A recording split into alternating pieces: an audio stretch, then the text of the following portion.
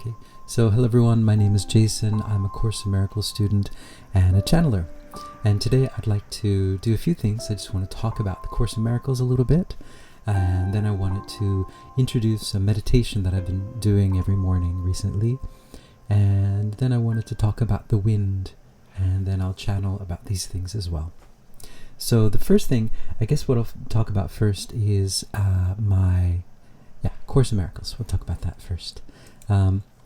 So I'm on lesson 167, and it says, "There's one life, and that I share with God."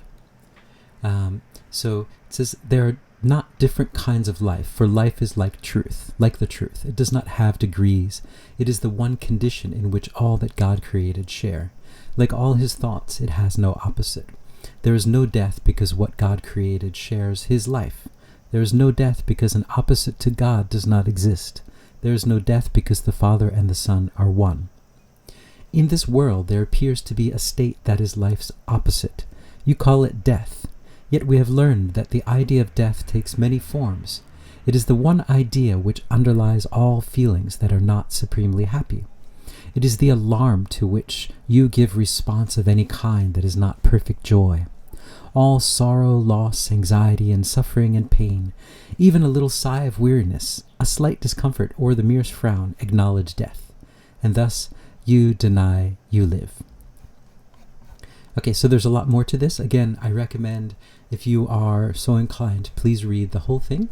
And I recommend the course. It's amazing.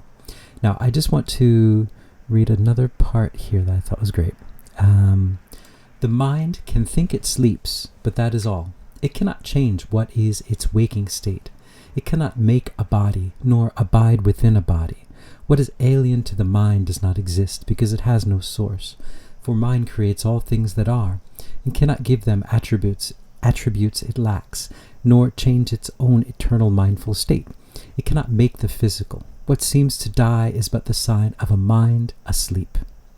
The opposite of life can only be another form of life. Okay, so I love that idea that we tend to think that there is life and death, but there is only life. And if we think that we're a body, we think that we die, but we don't. We never die, right? We live eternally. And so that the opposite of life is not death. That there is no opposite of life. Life is life. But we can only think that we're sleeping. So death could be just seen as sleep. So that's the idea. And the next thing I wanted to share is this meditation that I do every morning these days. So recently I take my bowl and I'll go into the cardinal directions, north, south, east, west. And I just go clockwise, so north, east, south, west. And so with the north, I think about the earth, and I think about everything related to the earth. And then the east is the water, and I think about all of the oceans and all of the rivers and all of the, rivers that I've swam in, all the oceans that I swam in. And then the south is the sun and the fire and the flames. And the west is the wind. And the west is the one that I had the most trouble with for the longest time, with the wind. March and April, those are the windy seasons, at least in the places that I have lived in my life. And during the windy seasons, things change very, very drastically. So not only nature, but also, especially here in Japan, April is when everything starts. So in America, everything starts usually September. It's like the beginning of school and new jobs. But in Japan, April. And so it's kind of a hectic season, I think. Too many things are happening and everything's changing too quickly and the wind is blowing everything all over the place. And just for me, I just can't relax. So I've always had a big problem with the wind. Not a problem with it, but I just can't. It's too much for me to handle. So then I go to the west and I play the wind, and then I come back to here and I play the soul, me, us, our consciousness. And so, but what I've been doing recently, so I'll play it for you too, but before I start, I've always had the problem with the wind. So I love the earth, and then when I go into the water, I just love the water, and then the sun. But then when the wind comes, it was always kind of a difficult thing. But recently I've been really, especially this March and April, I really have come to terms, I think, with the wind and the amazing abilities it has to bring in change, because that's what we need. That's what we're doing down here. We're experiencing change, and we need the wind to kind of shake things up a bit and move things around a bit, so that we can change our perspective a bit. And so this meditation has really helped me to come to terms with that. And so I just wanted to introduce it in the hopes that maybe you guys could come to terms with an element that you are having problems with. So, and again, this is not an original meditation. This is something that I picked up somewhere. I'm not quite sure where, but yeah, I recommend it. It's a wonderful meditation. So here we go. So.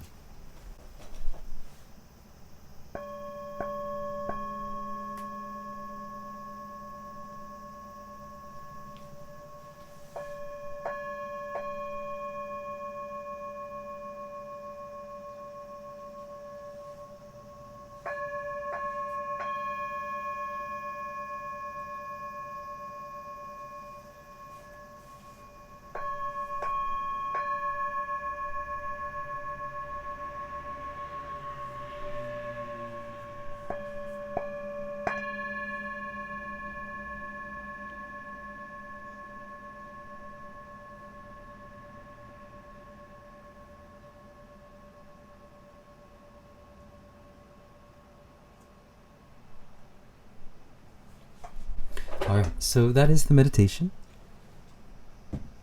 It's a very simple meditation, but it's very, very, I find for me, in addition to doing the water meditation, I do this meditation every morning, and it just gets me in focused, with this earth that we're living on, and connected with it, and connected with the elements, because the elements are here to help us to grow and to learn.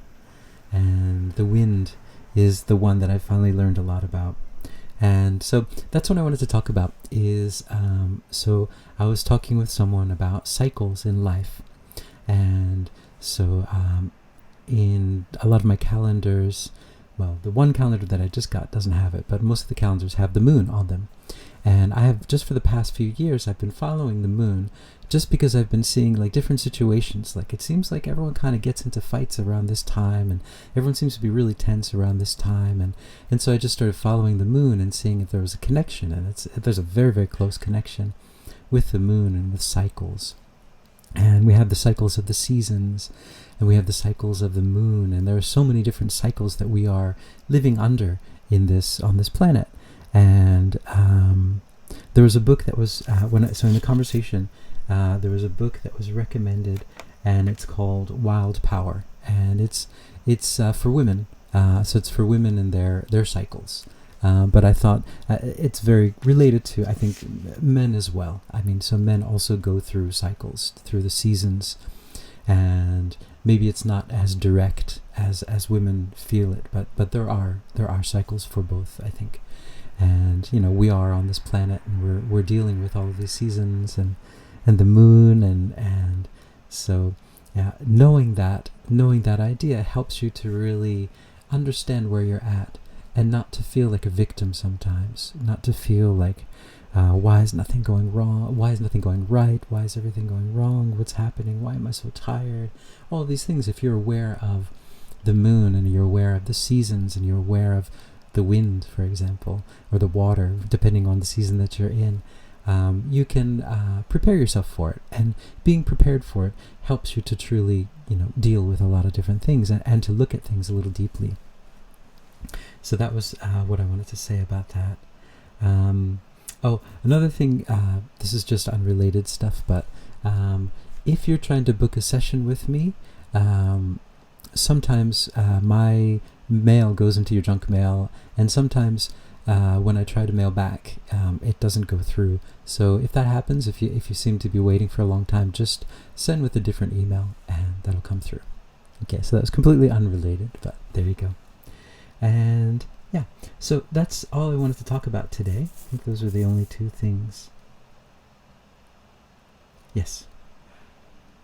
One other thing that I wanted to just ask everyone who's watching, if anyone has ever had this before. A few nights ago I had, so I haven't been able to sleep very well recently. I've just been up and waking up at 4 o'clock in the morning, recently Saraswati has been waking me up at 4 in the morning. But a few days ago, I keep a dream journal. I've been doing that for about maybe 10 years now, and in my dream last night, I had a dream that I've never had before, where I actually had 3 separate dreams going on simultaneously, and it was very, very. It was a lot to take in, you can imagine. And each dream was very, very active. There were a lot of things going on, and I was 3 different people in 3 different scenes at the same time. And so I was just wondering if anyone else had that experience. I have yet to untangle what those dreams were even about. There were just so many things going on. So that's the last thing. And then, so then I'd like to channel, see if they have anything to say about the seasons and anything to say about the wind and cycles. Yeah. Here we go.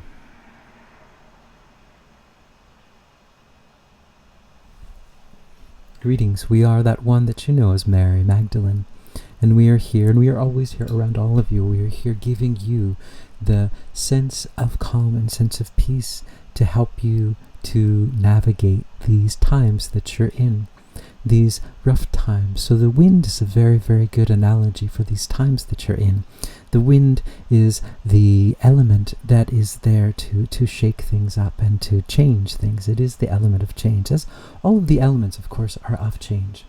But the wind is one of the, we would say, biggest agents of change. So what the wind is capable of doing is breathing a new life into old things, and of blowing away things that no longer have life or no longer have meaning for you. And so you are, we would say, in a windy time on your earth at this moment, where things are shifting very, very rapidly. So as this being said, this March and April time in the Northern Hemisphere, yes, so this is very, very similar. This is the time that you are in. You are in an early spring time when things are shifting and changing. You're changing the seasons of your world. And this is a similar way. This is how you could look at your dimensions, your frequencies that you're in at this moment. You are moving into a new season on your planet.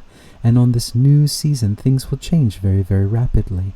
And you will notice, just as you do in the seasons. So in your winter times, it gets very, very cold and the snow falls. And then in your summers, everything gets very, very warm and everything changes and the trees grow. And you want to go outside, you want to go into the waters, you want to swim. So these are changes. It's similar to this, what is going on. This is a bigger cycle that is going on your earth. And so you are moving into the next earth season, you might say. And so this season, many things will change.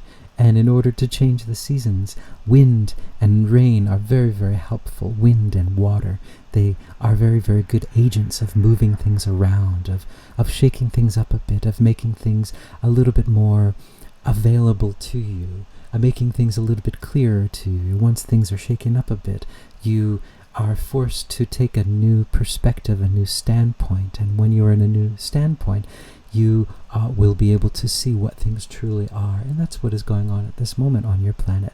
Things are being revealed as they truly are. And the elements are helping out to reveal much of the things that are on your planet. We are Mary Magdalene. Okay. All right. So yeah, today's, I guess, a short session. So if anyone is interested, I have 2 books, one book about the Hathors, one book about dragons. And if you're interested in a session where I call in your guides, anyway, all the information is below. Please join the mailing list. So ciao.